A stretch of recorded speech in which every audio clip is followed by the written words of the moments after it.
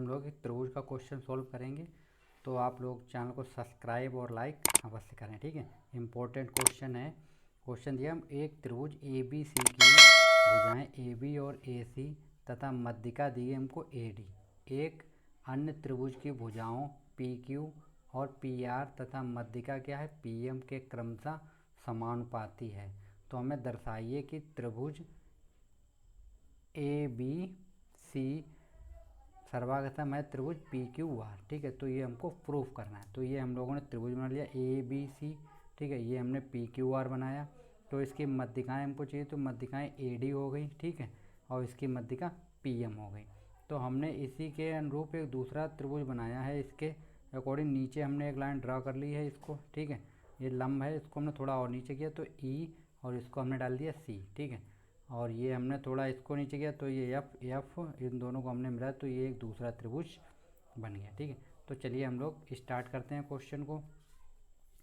Question हम लोग दें त्रिभुज ए बी डी, क्या लेते हैं हम लोग, त्रिभुज ए बी और डी लेते हैं, ठीक है। और त्रिभुज सी डी ई, ये हम लोगों ने दो त्रिभुज ले लिए हैं, ठीक है। एक क्या है ए बी डी और सी डी ई। तो हम लोग क्या ए डी बराबर क्या हो जाएगा डी ई, देखिए ए डी, ठीक है, ए डी बराबर डी ई, क्योंकि दोनों क्या हैं मध्यिका हैं और लंब भी हैं, ठीक है।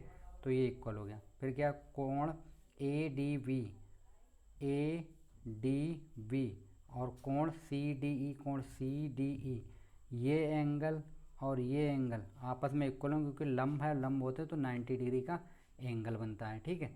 तो ये भी इक्वल हो गया। फिर क्या हमको और त्रिभुज हमने दिया गया बी डी बराबर डी सी, मतलब ये भुजा बी डी और डी सी ये आपस में इक्वल होंगे क्योंकि ये ए डी भुजा जो है वो दोनों को समद्विभाजक करे। समद्विभाजक मतलब है दोनों को इक्वल डिवाइड कर रही है, ठीक है, इक्वल डिवाइड करती है ये।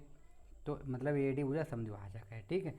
तो हम क्या लिखते हैं, अतः हम लिखते हैं त्रिभुज ए डी बी इक्वल है और सर्वागतम है त्रिभुज सी डी ई के। किसके, ये त्रिभुज A B D C D E कैसे हो गए, सर्वागतम त्रिभुज हो गए, ठीक है। अब जब ये सर्वागतम हो जाएंगे तो हम लोग लिख सकते हैं कि ए बी बराबर सी ई, क्या लिखते हैं हम, ए बी बराबर सी ई। जब कोई त्रिभुज समरूप हो जाता है या सर्वागतम हो जाता है तो उसकी सभी भुजाएं कैसी होती हैं, इक्वल होती हैं, ठीक है। तो अब हम लोग क्या देखते हैं, हमने इसी प्रकार त्रिभुज ले लिया पी क्यू एम, इसी प्रकार हम इसमें लेंगे पी क्यू एम और आर एम एफ, मतलब बिल्कुल सेम इसी तरीके डिटो सॉल्व करेंगे। तो हम इसी प्रकार इसको लिख देते हैं। तो इसी प्रकार क्या हो जाएगा, त्रिभुज पी क्यू एम बराबर होगा और सर्वागतम होगा त्रिभुज आर एम एफ के। तो यहाँ पे भी क्या हो जाएगा, पी क्यू बराबर आर एफ, मतलब पी क्यू बराबर ये हो जाएगा आर एफ। जैसे ये हो गई थी सी ई बराबर ए बी, वैसे ही इसके बराबर ये भुजा हो जाएगी, मतलब इस भुजा के बराबर ये भुजा हो जाएगी, ठीक है। तो अगर आप लोगों को सिद्ध प्रूफ करना हो तो आप इसको देख के बिल्कुल सेम ऐसे कर सकते हैं, ठीक है। लेकिन हमने इस प्रकार लिख दिया है क्यों क्वेश्चन लंबा जाएगा। फिर हमको दिया क्या गया है, हमको दिया गया था क्वेश्चन में त्रिभुज जो ए बी सी है सर्वागतम है त्रिभुज किसी पी क्यू आर, ये तो हमको बोला गया था सिद्ध करना है। तो हमको पहले ही बोला था ये मध्यिकाएँ हैं और ये, ठीक है। तो हमको दिया गया है क्वेश्चन में A B upon P Q, मतलब यहाँ पे इसका कहने का मतलब ये ए बी भुजा जो है वो मेरी पी क्यू के इक्वल है, ठीक है। और ए सी भुजा जो है वो मेरी पी आर के इक्वल है, ठीक है। और ए डी ये लंब है, ठीक है, ए डी जो मध्यिका दी गई ए डी और पी एम ये आपस में इक्वल है। तो हम लोगों ने लिख लिया A B upon P Q equal A C upon P R equal A D upon P M, ठीक है। तो हम क्या करते, देखो ए बी बराबर जब लोगों ने क्या निकाला था, ए बी बराबर लोगों ने सी ई, तो हम यहाँ पे लिखेंगे ए बी बराबर सी ई, मतलब हमने ए बी जब क्या लिख दिया सी ई लिख दिया और पी क्यू जब हमने क्या लिख दिया आर एफ, क्योंकि अभी हमने पी क्यू बराबर क्या निकाला आर एफ, ठीक है। तो ए सी बराबर तो हमने ये तो ऐसे रखा, यहाँ पे हमने क्या 2 का मल्टीप्लाई ऊपर कर दिया 2 का नीचे, तो ये हो गया 2 ए डी और ये होगा 2 पी एम। तो अगर हम ए ई निकालें, क्या निकालें ए ई, तो आप लोग ए ई देखिए, मतलब यहाँ से हमको पूरा चाहिए ए ई, तो ऐसे निकला ए डी और प्लस डी ई, और ए डी बराबर डी ई पहले ही से दे रखा हमको, ठीक है। तो हम लोग क्या लिखेंगे A D plus D E, और ए डी बराबर डी ई है तो हम लिखते हैं A D plus A D. तो ए डी दो टाइम जोड़ो तो क्या हो जाएगा 2 ए डी हो जाएगा।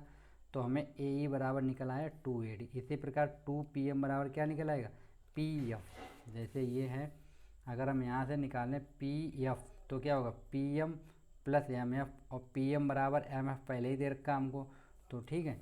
तो ये हो जाएगा कितना, 2PM बराबर क्या हो जाएगा, PF। ठीक है, तो हम लोग ये वैल्यू मतलब इसके 2AD की और 2 तो AE और EF यहाँ पे पुट कर लेते हैं, तो हो जाएगा CE/RF बराबर AC/PR इक्वल होगा AE/PF। ठीक है, तो अब हम लोगों को क्या मिला, त्रिभुज ACE सर्वागसम होगा इक्वल होगा त्रिभुज PRF के। ACE तो कौन था, ACE मतलब ये त्रिभुज ACE, ठीक है, और PRF कैसे होंगे, ये सर्वागसम होंगे, ACE और PRF। ठीक है, ये इक्वल होंगे और सर्वागसम होंगे।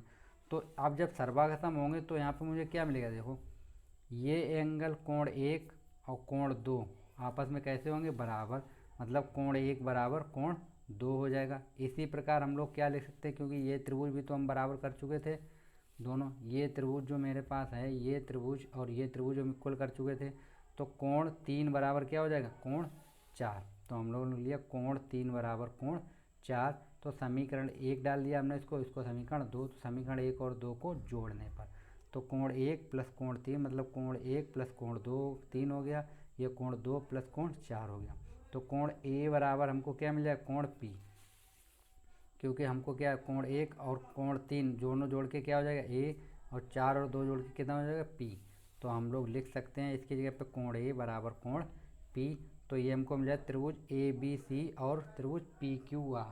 ठीक है, त्रिभुज ABC और PQR, इसमें क्या है, देखो AB ये भुजा इसके इक्वल है, ठीक है, और AC भुजा इसके इक्वल है, मतलब दो भुजाएं हम पहले ही इक्वल कर चुके, और हमने एक कोण इक्वल कर लिया, क्या कर लिया, एक कोण इक्वल कर लिया। अब मेरे पास दो भुजाएं इक्वल हैं और एक कोण इक्वल हो गया। ठीक है, तो हम लोग यहाँ पे क्या, देखो दो भुजाएं इक्वल हैं तो हम लोग लिखते हैं SAS समरूपता, समरूपता से। ठीक है, SAS समरूपता से, अतः सिद्ध होता है कि त्रिभुज जो है ABC समरूप होगा किसके, त्रिभुज PQR के।